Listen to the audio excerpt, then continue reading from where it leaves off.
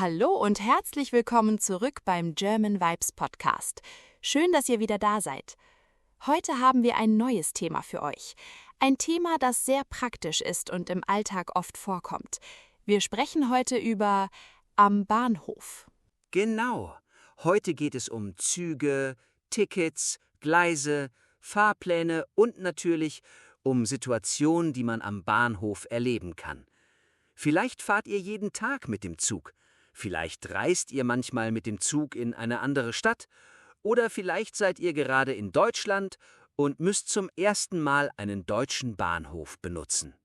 Und wenn man zum ersten Mal an einem großen Bahnhof ist, kann es ein bisschen stressig sein. Überall sind Menschen. Die Züge fahren ein und aus. Es gibt viele Anzeigen. Und manchmal weiß man plötzlich nicht mehr, wo muss ich eigentlich hin? Ja, besonders wenn man nur 5 Minuten Zeit hat, dann sieht man plötzlich 10 Gleise und denkt, warum gibt es hier so viele Gleise? Genau. Und dann läuft man schnell von einem Gleis zum anderen. Und am Ende merkt man, oh nein, ich bin am falschen Gleis. Das ist wirklich unangenehm. Aber keine Sorge. Heute lernen wir viele Wörter und Sätze, die euch am Bahnhof helfen können. Und wir sprechen nicht nur über Wörter, wir machen ein echtes Gespräch. So könnt ihr hören, wie man diese Wörter in einer normalen Situation benutzt. Also, Lukas, stell dir vor, wir sind gerade am Bahnhof. Du möchtest mit dem Zug fahren. Was machst du zuerst? Als erstes, ich schaue auf den Fahrplan. Ich möchte wissen, wann mein Zug fährt. Sehr gut. Und wo kann man den Fahrplan sehen? Am Bahnhof gibt es große elektronische Anzeigen. Dort sieht man meistens die Abfahrtszeit, das Ziel und das Gleis. Genau. Zum Beispiel steht dort Zug nach Berlin, Abfahrt um 10:30 Uhr, Gleis 5. Dann weiß ich, mein Zug fährt um 10:30 Uhr und ich muss zu Gleis 5. Ganz einfach. Aber manchmal gibt es ein Problem. Was für ein Problem? Der Zug hat Verspätung. Ah, das ist natürlich ein Klassiker. Auf der Anzeige steht dann vielleicht, der Zug hat 10 Minuten Verspätung. Oder 20 Minuten. Oder eine Stunde. dann fragt man sich, warum bin ich eigentlich so früh zum Bahnhof gekommen? Das kenne ich. Aber lieber zu früh als zu spät. Da hast du recht. Ich komme normalerweise lieber 20 Minuten früher zum Bahnhof. Dann habe ich genug Zeit, mein Gleis zu finden. Ich auch. Denn wenn man zu spät kommt, beginnt der Stress. Man hat vielleicht noch ein Ticket zu kaufen, man muss das Gleis suchen und gleichzeitig hört man, bitte beachten Sie. Und plötzlich versteht man kein einziges Wort. Genau, man denkt nur, bitte langsam. Aber am Bahnhof hört man viele wichtige Wörter. Zum Beispiel der Bahnhof, der Zug, das Gleis, das Ticket, der Fahrplan, die Abfahrt, die Ankunft und die Verspätung. Und wir werden diese Wörter heute nicht nur einmal hören, wir werden sie in verschiedenen Situationen benutzen. So könnt ihr sie leichter lernen. Also Mia, lass uns unsere kleine Reise beginnen. Wir sind jetzt am Bahnhof, wir haben unsere Taschen dabei, wir haben unsere Tickets. Moment mal, wo ist mein Ticket? Was? Du hast ein Ticket verloren? Nein, warte. Es muss irgendwo hier sein. Lukas, du hast doch gerade gesagt, dass du immer 20 Minuten früher am Bahnhof bist. Ja, aber ich habe nicht gesagt, dass ich gut organisiert bin. Das ist ein wichtiger Unterschied. Ah, hier ist es. Mein Ticket war die ganze Zeit in meiner Jackentasche. Natürlich. Dann können wir endlich zum Gleis gehen. Moment, welches Gleis haben wir? Gleis 7. Gleis 7? Dann los. Warte, wir müssen zuerst schauen, ob der Zug pünktlich ist. Gute Idee. Schauen wir auf die Anzeige. Also, unser Zug fährt um 11:10 Uhr. Ziel München. Gleis 7. Und der Zug hat 10 Minuten Verspätung. Natürlich. Unser Abenteuer beginnt schon mit einer Verspätung. Aber kein Problem, wir haben genug Zeit. Jetzt müssen wir nur noch unser Gleis finden. Okay, also Gleis 7. Wo ist Gleis 7? Dort vorne.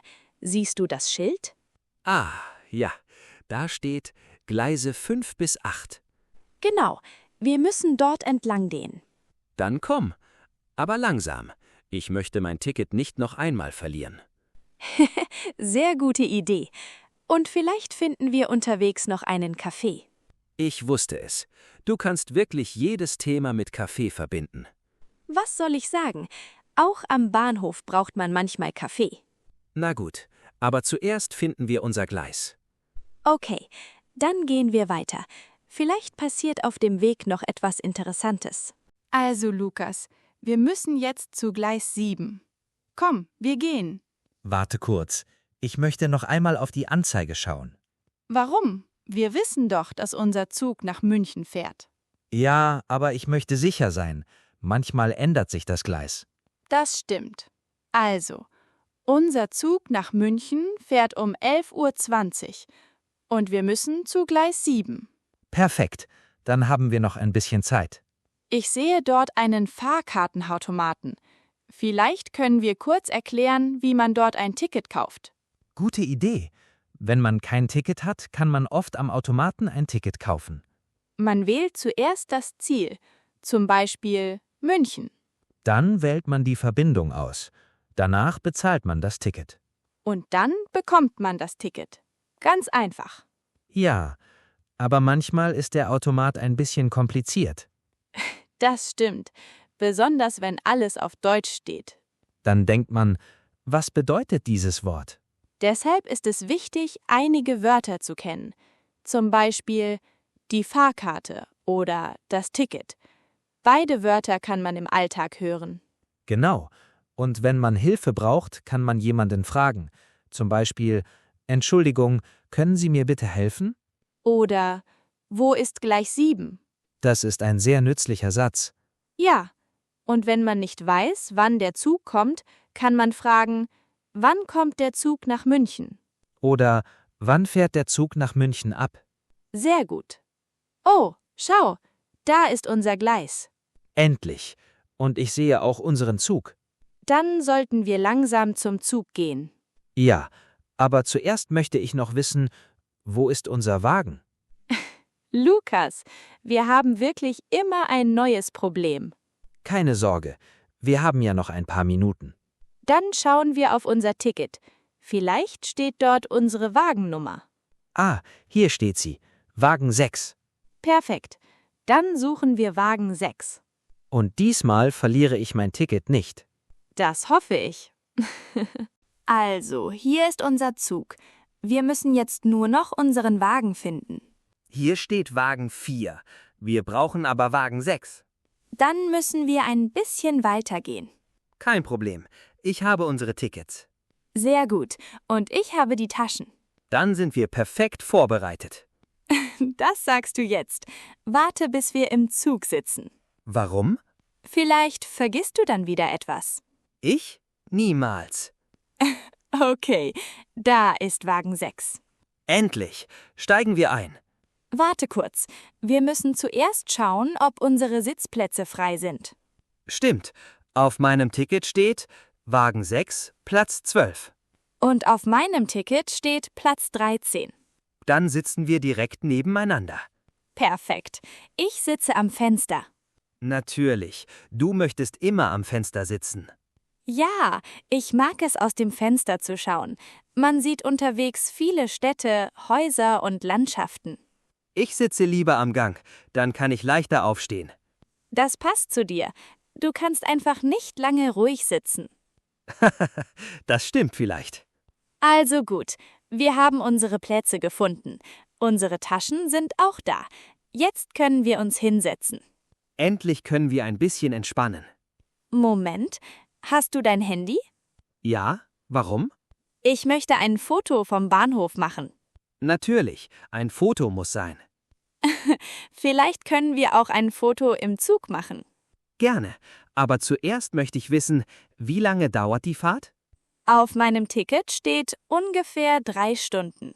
3 Stunden? Dann brauchen wir etwas zu essen. Ich habe ein Sandwich dabei.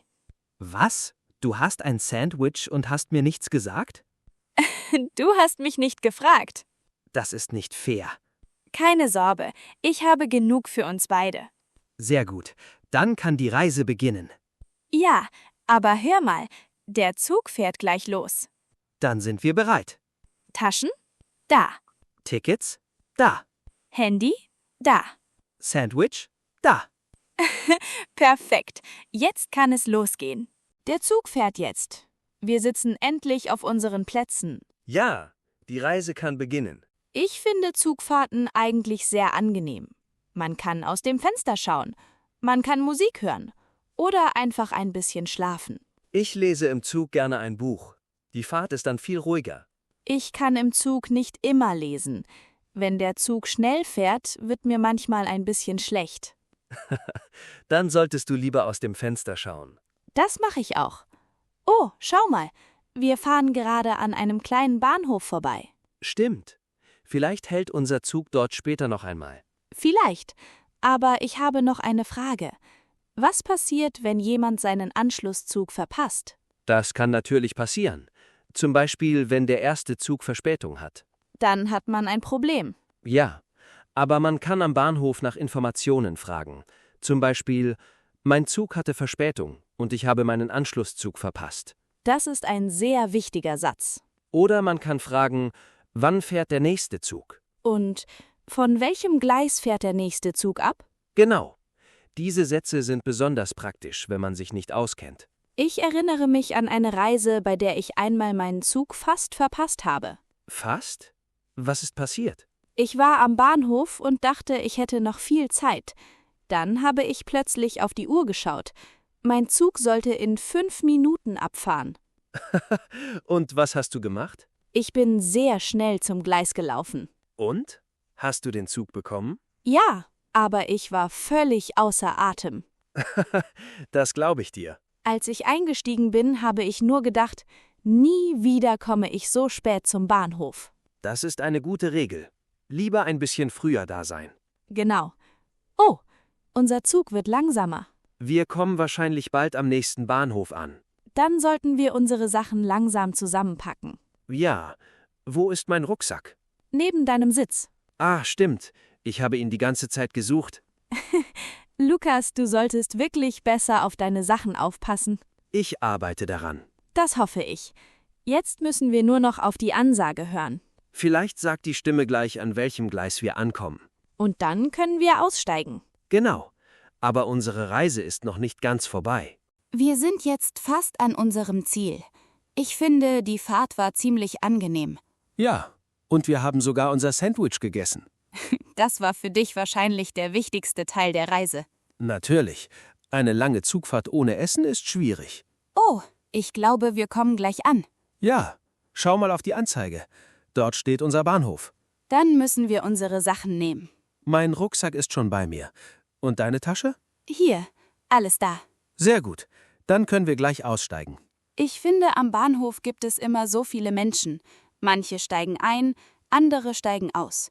Manche warten auf jemanden. Ja, und manche suchen schnell ihr Gleis. Oder sie laufen mit einem großen Koffer durch den Bahnhof. Das kenne ich. Besonders wenn der Koffer sehr schwer ist. Dann denkt man, warum habe ich so viele Sachen mitgenommen? Genau. Bei einer Reise braucht man manchmal viel zu viel. Aber am Bahnhof kann auch etwas Schönes passieren. Man kann jemanden abholen. Oder jemanden verabschieden. Zum Beispiel wartet man auf einen Freund.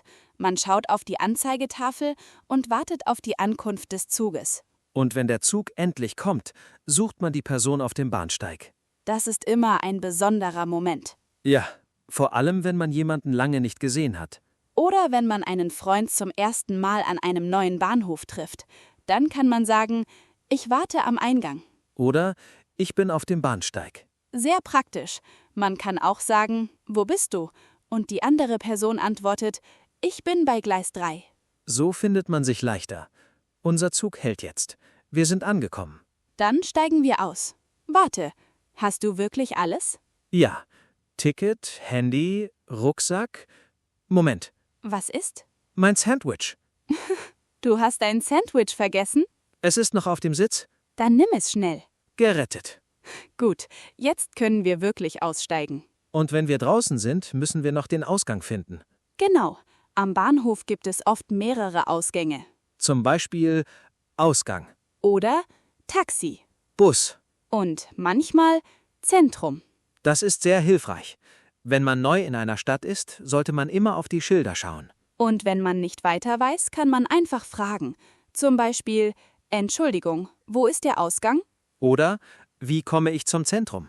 Genau, man muss keine komplizierten Sätze benutzen. Einfach und klar ist oft am besten. Da sind wir uns einig. Und jetzt? Ich glaube, wir haben den Ausgang gefunden. Ja, dann gehen wir. Aber bevor wir weitergehen, machen wir etwas Besonderes. Was denn? Wir sprechen jetzt so, als wären wir in einer mündlichen Prüfung. Ah, jetzt wird es ernst. Keine Angst, du musst nur über das Thema am Bahnhof sprechen. Okay, darüber sprechen wir jetzt. Sehr gut, dann kannst du zeigen, was du über das Thema weißt. Also Lukas, stell dir vor, wir sind jetzt in einer mündlichen Prüfung. Die Prüferin fragt, was wissen Sie über das Thema am Bahnhof? Was würdest du sagen? Ich würde sagen, dass ein Bahnhof ein wichtiger Ort für Reisen ist. Am Bahnhof kann man mit dem Zug in andere Städte oder Länder fahren. Dort gibt es verschiedene Gleise, Züge, Fahrkartenautomaten und Anzeigetafeln. Wenn ich mit dem Zug fahren möchte, schaue ich zuerst auf den Fahrplan. Ich möchte wissen, wann mein Zug abfährt und von welchem Gleis er fährt. Danach kaufe ich ein Ticket oder kontrolliere meine Fahrkarte. Ich finde es wichtig, früh am Bahnhof zu sein, weil man manchmal das Gleis suchen muss. Außerdem kann ein Zug Verspätung haben.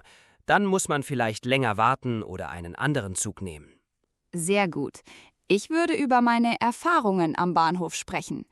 Für mich ist ein Bahnhof manchmal interessant, aber auch ein bisschen stressig. Es gibt viele Menschen, die schnell zu ihrem Zug gehen. Manche Menschen kommen gerade an und andere warten auf ihre Familie oder Freunde. Wenn ich reise, habe ich meistens einen Koffer und eine Tasche dabei. Deshalb möchte ich mein Gleis vorher finden und genug Zeit haben. Ich finde es auch wichtig, die Anzeigen und Schilder zu lesen. Wenn ich etwas nicht verstehe, kann ich jemanden fragen. Zum Beispiel, Entschuldigung, können Sie mir bitte sagen, wo Gleis 5 ist? Oder wann fährt der nächste Zug nach Berlin? Genau. Man muss keine komplizierten Sätze sprechen. Wichtig ist, dass die andere Person versteht, was man möchte.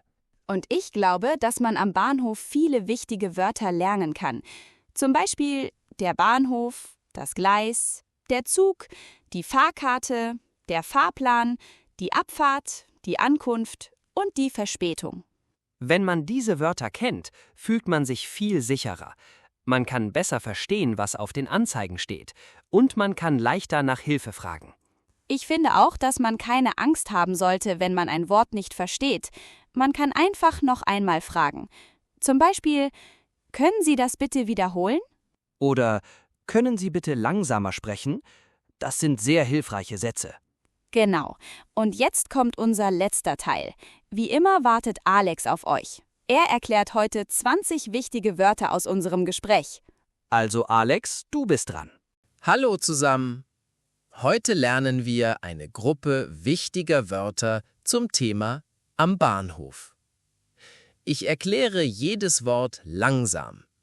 Danach bekommt ihr ein einfaches Beispiel. Und natürlich könnt ihr das Wort wiederholen. Der Bahnhof. Der Bahnhof ist ein Ort, an dem Züge ankommen und abfahren. Zum Beispiel, ich bin am Bahnhof. Bahnhof. Noch einmal.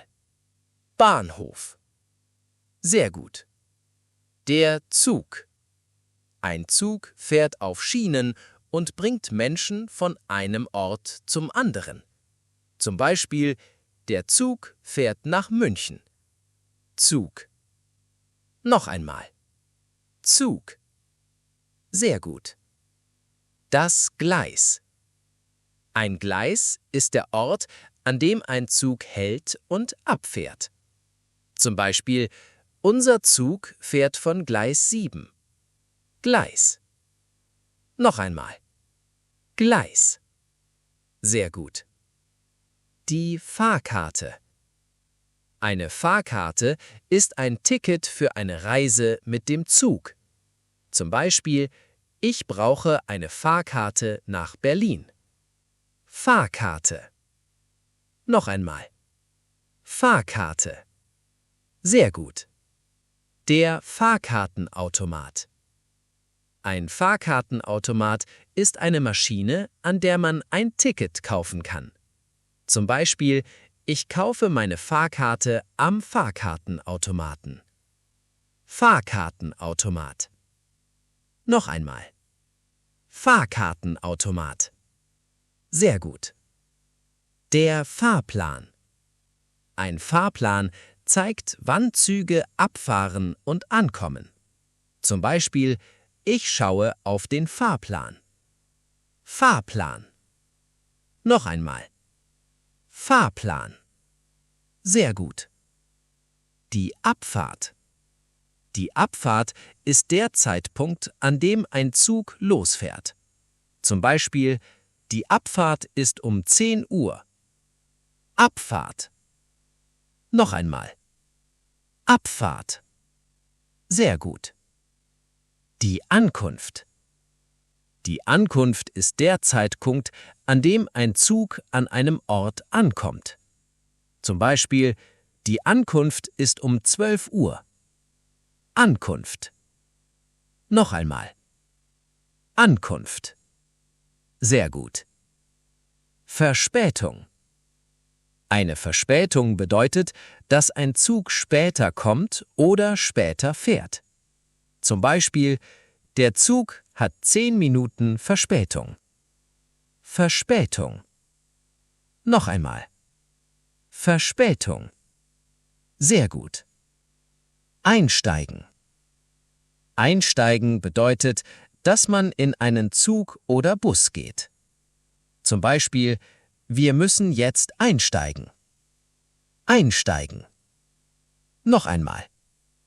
Einsteigen. Sehr gut. Aussteigen. Aussteigen bedeutet, dass man einen Zug oder Bus verlässt. Zum Beispiel, wir steigen am nächsten Bahnhof aus. Aussteigen. Noch einmal. Aussteigen. Sehr gut. Der Bahnsteig. Der Bahnsteig ist der Bereich am Bahnhof, an dem die Menschen auf den Zug warten. Zum Beispiel, ich warte auf dem Bahnsteig. Bahnsteig. Noch einmal. Bahnsteig. Sehr gut. Der Ausgang. Der Ausgang ist der Weg oder die Tür, durch die man einen Ort verlässt. Zum Beispiel, wo ist der Ausgang? Ausgang. Noch einmal. Ausgang. Sehr gut. Die Anzeige. Eine Anzeige zeigt wichtige Informationen, zum Beispiel das Ziel und die Abfahrtszeit eines Zuges. Zum Beispiel, ich schaue auf die Anzeige. Anzeige. Noch einmal. Anzeige. Sehr gut. Der Sitzplatz. Ein Sitzplatz ist der Platz, auf dem man im Zug sitzen kann. Zum Beispiel, mein Sitzplatz ist am Fenster. Sitzplatz. Noch einmal. Sitzplatz. Sehr gut. Der Koffer. Ein Koffer ist eine Tasche, die man besonders auf Reisen benutzt. Zum Beispiel, mein Koffer ist sehr schwer. Koffer. Noch einmal. Koffer. Sehr gut. Der Rucksack. Ein Rucksack ist eine Tasche, die man auf dem Rücken trägt. Zum Beispiel, mein Rucksack ist neben meinem Sitz. Rucksack. Noch einmal. Rucksack. Sehr gut. Warten. Warten bedeutet, dass man an einem Ort bleibt, bis etwas passiert oder jemand kommt. Zum Beispiel, ich warte auf den Zug. Warten. Noch einmal? Warten. Sehr gut. Abfahren. Abfahren bedeutet, dass ein Zug einen Bahnhof verlässt. Zum Beispiel, der Zug fährt um 9 Uhr ab. Abfahren. Noch einmal? Abfahren. Sehr gut. Ankommen. Ankommen bedeutet, dass man einen Ort erreicht. Zum Beispiel, wir kommen um 12 Uhr an. Ankommen. Noch einmal? Ankommen. Sehr gut. Das waren unsere 20 wichtigen Wörter zum Thema am Bahnhof. Versucht jetzt einige dieser Wörter selbst in Sätzen zu benutzen. Zum Beispiel, ich kaufe eine Fahrkarte. Der Zug fährt von Gleis 3 ab. Ich warte auf dem Bahnsteig. Der Zug hat Verspätung. Sehr gut gemacht. Je öfter ihr diese Wörter hört und selbst benutzt, desto leichter könnt ihr euch sie merken. Und damit sind wir am Ende unserer heutigen Folge angekommen. Vielen Dank, dass ihr heute wieder beim German Vibes Podcast dabei wart. Wir hoffen, dass ihr heute viele neue Wörter zum Thema am Bahnhof gelernt habt. Und wir hoffen, dass ihr jetzt ein bisschen sicherer seid, wenn ihr einmal an einem Bahnhof in Deutschland seid. Denkt daran, ihr müsst nicht perfekt Deutsch sprechen. Wichtig ist, dass ihr versucht zu sprechen und euch verständlich zu machen. Wenn euch die Folge gefallen hat, lasst gerne einen Like da und abonniert den German Vibes Podcast. Und schreibt uns gerne in die Kommentare, seid ihr schon einmal mit dem Zug gefahren? Und welches Wort aus der heutigen Folge war für euch neu? Vielen Dank fürs Zuhören. Danke, dass ihr bis zum Ende bei uns geblieben seid. Wir wünschen euch viel Erfolg beim Deutschlernen. Bleibt motiviert und übt jeden Tag ein bisschen. Wir hören uns in der nächsten Folge wieder. Bis dahin. Tschüss. Bis zum nächsten Mal beim German Vibes Podcast. Tschüss. Bis zum nächsten Mal beim German Vibes Podcast.